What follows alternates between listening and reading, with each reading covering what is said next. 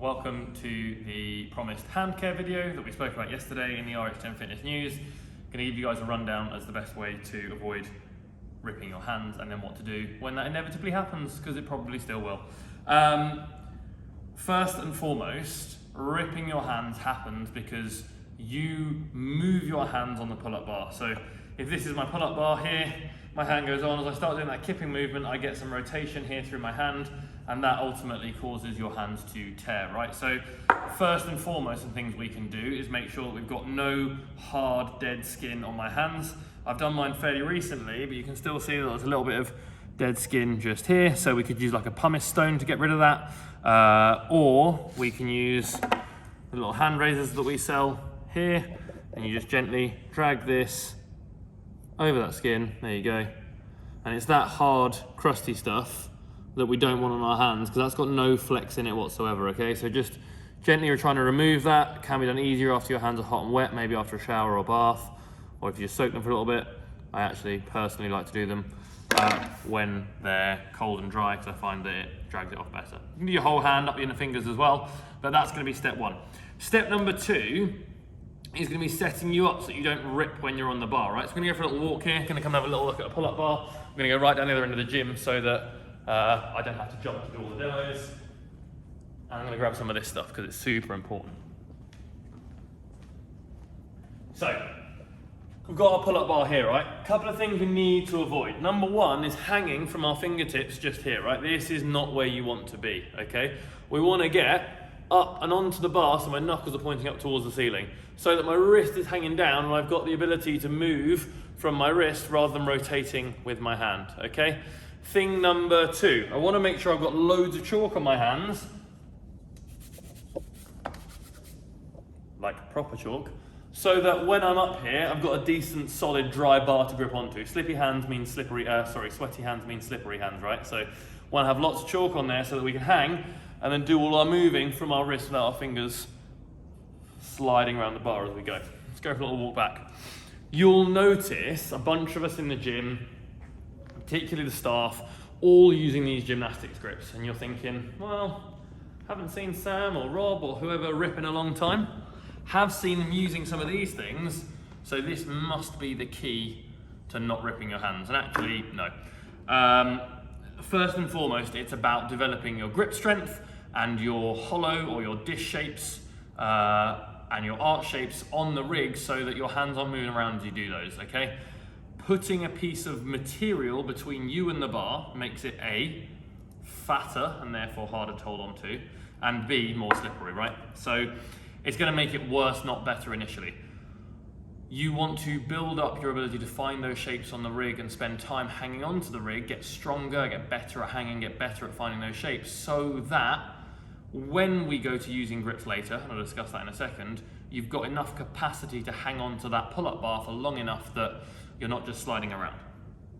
So why do we then use these? Once you've got enough gymnastics under your belt, i.e. you can knock out sets of 10 kipping pull-ups quite happily. You're looking at doing some bar muscle-ups maybe. We're looking at hanging on for big sets of toes to bar. Then there comes a point where I almost choose to let my hands slide on the bar, particularly when doing muscle-ups. Like I'm not leaving my hands still, I'm sliding them around the bar. Or I'm hanging on for such big sets that I'm going to embrace that bigger kip shape my hand is going to start to move on the bar. Let's remember that whenever we get to the edge of our capacity, so let's imagine it's like a 10 o'clock toes to bar for you, or could be 12 o'clock where your toes touch the bar, or it could be a chest to bar pull-up, or it could be a muscle-up. When you get to the edge of the things that you can do, you know, maybe it's 5 muscle-ups, maybe it's 10 muscle-ups, maybe it's 15 muscle-ups. It doesn't matter how good you get at this stuff, there is a point where you run out of the ability to do more gymnastics. Your kip's going to get bigger and bigger, and as your kip gets bigger, your hands are going to start moving around that bar to find a bigger and bigger arch shape, and then it's going to move around as you come back into that dish or hollow shape, right?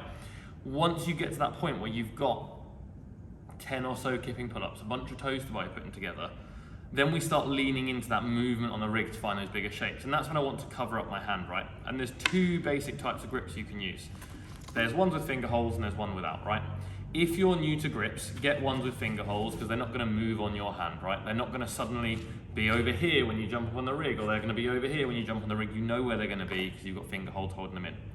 Once you develop a bit of capacity with finger hold grips, you might prefer fingerless ones because it just means you can spin them around to get your hands on a barbell in a workout, right? Flipping them back and forth.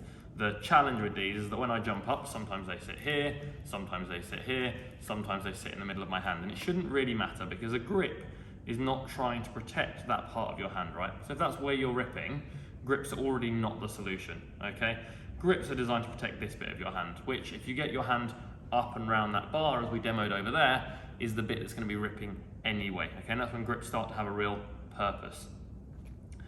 These grips without fingers, I would save them to the point where you know you've got lots of gymnastics under your belt and jumping up and doing a workout without a set of grips doesn't terrify you, because then if these go in the wrong place, like I can jump up and find them maybe just around a couple of fingers on the edge of my hand, it's not the end of the world, right? Because I know, still covering my palm, can still get the work done. If wearing grips is still a bit of a drama, then the ones with fingers are going to stay in the right place. Grips do not, let's just clear up some myths, make it easier to hang onto the rig. They don't stick to it, they don't make it more grippable, they make it worse. We've got really fancy zinc covered pull-up bars in here which stick to your skin with some chalk really, really well. These actually just make it slipperier. They do not stop you ripping. Okay, they might add some protection when you're sliding around, but they don't prevent it happening, and they do not prevent this bit of your hand ripping here. So if you're ripping up here, then it's a grip problem, not a grips problem, if you will. So then finally, inevitably I'm going to rip. Like I will probably rip in the open this year because they'll ask me to do more things than I'm capable of doing, and I will try harder than I should have tried, and I will rip my hand, and that's fine. I've made peace with that. Things I need to do. I need to get a really sharp, tiny pair of scissors. These can be like nail cuticle scissors. I've actually got one of these tiny little pen knives off Amazon. Comes with a really tiny, sharp pair of scissors, and I need to chop away as much of that flappy skin as I possibly can. Don't chop away anything that's still firmly attached to your hand, but if you can get in and cut that nice and tight to your skin, so you're just left with this open wound, that's better. Okay, the next thing you're gonna do is get some salt in there. So wash your hands off, it's gonna sting. Put some salt in them, like table salt. It's gonna sting really badly. Let's bear in mind that these little holes on your hand are directly linked to your sole. It will be incomprehensibly painful. We're gonna leave it in there for 30 to 60 seconds. Honestly, it's bad, but it will draw out all of the ooze and gunk that's gonna come out over the next few days anyway. You'll end up with a nice dry wound that can heal over the next few days. You might find that something like this is Wad Welder, surprisingly expensive on Amazon. Comes in a little pack for like 20, 25 quid, but this stuff's got some eucalyptus and other magical things in there. It just speeds up that healing and keeps that bit of ripped skin or a bit of ripped hand from going super hard and therefore cracking and being worse. You can always fudge a solution with some tape, which we sell in the gym, which is great, particularly if you've got sore hands and you don't get on with grips because this can't move. We just go round our wrist once, we go up around the finger that's tearing, round the back, come down the front of your hand, making sure you flex backwards a bit, and then round your wrist a second time, and you end up with that bit that's torn under your finger covered. Okay, so that's a solution. If it has started to go a bit pear-shaped, you've got that covering from the tape, so that's another little solution that we can use. Once you feel like you're ready to start buying some grips or trying some grips, I use Relin grips. I know most of the other staff do as well. Been a big fan, quite enjoyed their stuff. I've tried quite a lot of stuff over the years now. Relin also give you 10% off if you use the code RH10fitness at checkout, but I'll make sure that Rob sticks that code into the email when he sends it out. So you guys have got that attached to the email this video arrived in. Any questions, team, grab any of us in the gym and we'll discuss in more detail. Toodles.